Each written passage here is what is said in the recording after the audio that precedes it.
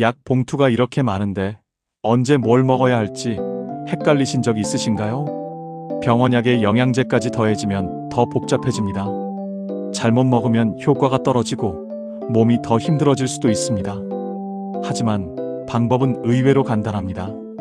오늘 이 영상에서 약과 영양제 안 헷갈리고 먹는 쉬운 방법을 알려드리겠습니다. 약 복용법이란 약을 언제, 얼마나, 어떻게, 무엇과 함께, 약과 함께 먹으면 안 되는 것에 대한 방법과 주의사항을 의미합니다. 단순히 약을 먹는 행위가 아니라 약효를 제대로 내고 부작용을 줄이기 위한 매우 중요한 건강관리 정보입니다. 특히 고령층에서는 한 가지 약이 아닌 여러 약을 동시에 장기간 복용하는 경우가 많아 복용법을 정확히 아는 것이 중요합니다. 같은 약이라도 복용 시간이나 식사 여부, 함께 먹는 다른 약에 따라 효과가 달라질 수 있으며 잘못 복용하면 오히려 건강을 해칠 수 있습니다. 안전하게 약 먹는 방법 시작합니다. 첫째, 약 먹는 시간을 지켜야 합니다. 하루에 몇 번 먹는지, 아침 저녁 중 언제 먹는지, 또는 잠자기 전인지, 식전인지에 따라 약의 효과가 달라집니다. 예를 들어 위장약은 공복에, 수면제는 잠자기 직전에 복용해야 효과가 좋습니다. 둘째, 복용량을 지켜야 합니다. 정해진 용량보다 적게 먹으면 효과가 떨어지고 많이 먹으면 부작용 위험이 커집니다.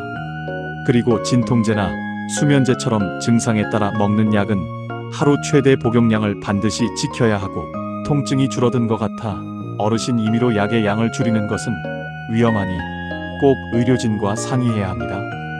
셋째, 약은 대부분 물과 함께 삼켜 먹어야 하며 씹어 먹어야 하는 약과 그렇지 않은 약이 구분해야 합니다. 캡슐이나 시간차를 두고 천천히 녹는 서방정을 임의로 쪼개거나 씹으면 위험할 수 있습니다. 넷째, 함께 먹으면 안 되는 것들을 확인해야 합니다. 특정 약은 다른 약과 함께 복용하면 약효가 떨어지거나 부작용이 심해질 수 있습니다. 또한 술, 자몽, 카페인처럼 음식과의 상호작용도 중요합니다. 다섯째, 부작용과 대처 방법을 알고 있어야 합니다. 약을 먹은 후 어지럼, 속 쓰림, 졸림, 손 떨림 등 이상 증상이 나타날 경우 이를 부작용으로 인지하고 빠르게 병원 진료를 받아야 합니다. 이처럼 약 복용법은 단순한 설명이 아니라 안전한 약 사용을 위한 생활 지침이라고 볼 수 있습니다. 매일 먹는 만큼 주의해야 하는 약을 예로 들어보겠습니다. 혈압약은 가장 흔히 복용하는 약 중 하나로 대부분 장기간 꾸준히 복용해야 합니다. 혈압약은 보통 하루 1회, 매일 같은 시간에 복용하는 것이 중요하므로 식사와 관계없이 먹을 수 있는 약으로 대부분 아침에 꾸준히 복용하는 경우가 일반적입니다. 약효를 일정하게 유지하기 위해 같은 시간대 꾸준히 복용하며 복용 시간을 자주 바꾸지 않는 것이 좋습니다. 주의할 점은 혈압약을 임의로 중단하지 말아야 합니다. 오늘 혈압이 정상이라고 약을 끊으면 오히려 혈압이 급격히 올라갈 수 있기 때문입니다. 또한 복용 초기에는 어지럼 증상이 나타날 수 있으므로 갑자기 자리에서 일어나는 행동은 피하는 것이 안전합니다. 당뇨약은 혈당 조절을 위해 복용합니다. 대부분의 당뇨약은 식사와 함께 또는 식후 즉시 먹는 경우가 많고, 공복에 복용할 경우 저혈당 위험이 있기 때문에 주의해야 합니다. 손떨림, 식은땀, 심한 어지럼 증상이 나타나면 저혈당을 의심해야 하며 즉시 사탕, 주스 등 당분을 섭취하고 정기적인 병원 진료를 받으며 당 수치를 관리해야 합니다. 음주는 혈당을 불안정하게 만들 수 있으므로 주의가 필요하며 혈당 측정과 함께 약 복용을 관리하는 것이 중요합니다. 고지혈증약, 콜레스테롤약은 혈관 건강을 지키기 위한 약으로 하루 1회 복용하며 약에 따라 저녁에 먹는 것이 일반적입니다.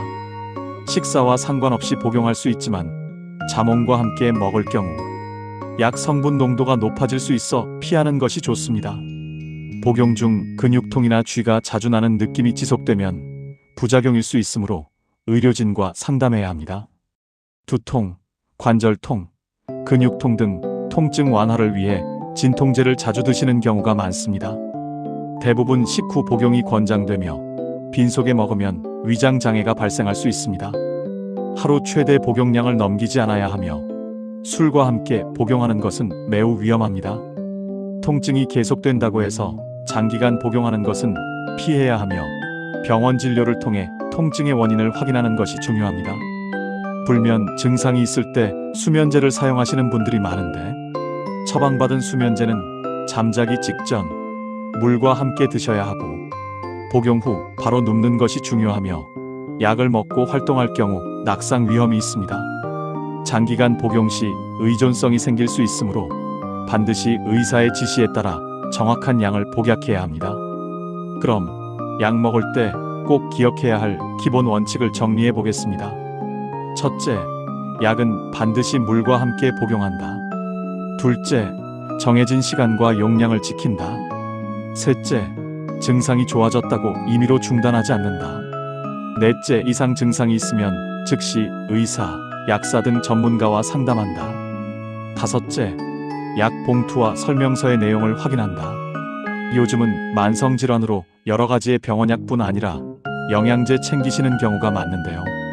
약 개수가 3개만 넘어가도 종종 빠뜨릴 때가 있습니다. 어느 하나 중요하지 않은 약이 없는데 약 쉽게 챙기는 방법을 소개합니다. 하루 8칸 약주머니 만들기. 아침 식후, 점심 식후, 저녁 식후, 잠자기 전. 약 봉투를 보고 각 약을 한 칸에만 배치합니다. 한 약이 2칸에 들어가면 헷갈리기 시작합니다. 일주일 약통 사용하기. 7칸 약통, 5요일 약통 추천. 월화수목금토일로 나뉜 약통. 가능하면 아침 저녁 분리형이 더 좋습니다. 사용 방법. 일주일에 한 번만 약 정리. 병원약 먼저 넣기. 영양제는 마지막에 넣기. 약통이 비어 있으면 오늘 약 먹었다? 바로 확인 가능해서 효과적입니다. 이때 주의할 점은 병원약과 영양제는 절대 섞어 보관하지 않아야 합니다. 병원약은 원래 약 봉투 그대로 보관하고 약통에 넣을 때도 병원약 먼저, 영양제는 영양제 전용통을 따로 사용해야 합니다. 같이 먹으면 안 되는 영양제 조합이 있습니다. 피해야 할 대표 조합. 칼슘 철분 흡수 방해, 혈액 묽게 하는 약 오메가3 은행잎, 갑상선약 칼슘 마그네슘, 항생제 유산균 동시 복용하면 안 됩니다. 꼭 복용이 필요한 경우는 약사와 상의하여 복용 시간을 2시간 이상 띄우셔야 합니다. 나이가 들수록 약을 개수는 늘어나고 제때 먹기는 복잡하게만 느껴지는데요.